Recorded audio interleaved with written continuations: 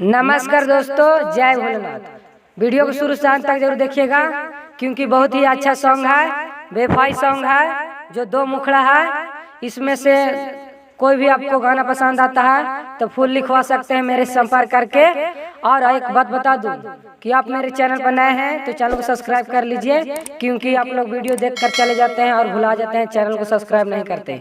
इसलिए यह दिला देता हूँ, चैनल को सब्सक्राइब कर दीजिए और लाइक कर दीजिए। तो चलिए, जो आज मैं गाना लाया हूँ सुनाते हैं और बताइएगा कौन सा आपको सुनने में अच्छा लगा, तो बताइएगा कमेंट बॉक्स में। तो चलिए सुनाते हैं, सुनिएगा। देखिए दोस्तों, यही वह पहला गाना है, बहुत ही अच्छा लगेगा आपको सुनने में। और मैं इसे कोशिश करूंगा कि आप लोग को अच्छे से गाकर सुनाने की, तो ध्यान से सुनिएगा। सुनाता हूँ। दिल के साहब ना जुदाई हो, हमारे जान लेके जाई हो।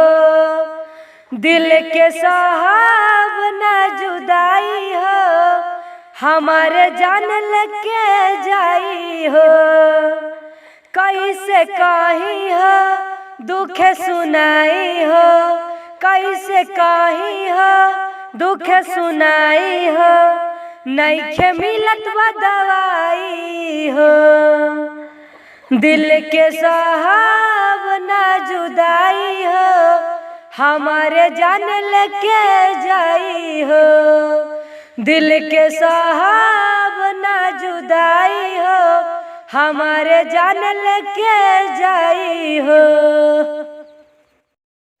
देखिए दोस्तों, दूसरा गाना ये भी बहुत ही अच्छा है और आपको सुनने में अच्छा लगेगा। तो चलिए सुनाते हैं।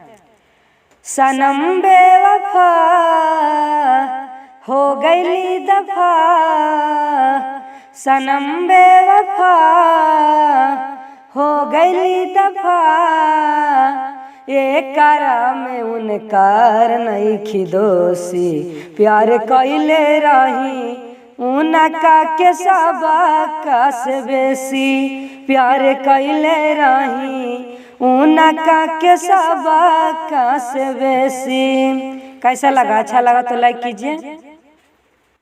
यह गाना कैसा लगा? गाना अच्छा लगा तो लाइक कीजिए। और इसी तरह गाना सुनने के लिए, नया नया गाना सुनने के लिए मेरे चैनल को सब्सक्राइब कर दीजिए और लाइक कर दीजिए। तो चलिए बाय बाय, मिलते हैं नेक्स्ट वीडियो में नया कुछ लेकर।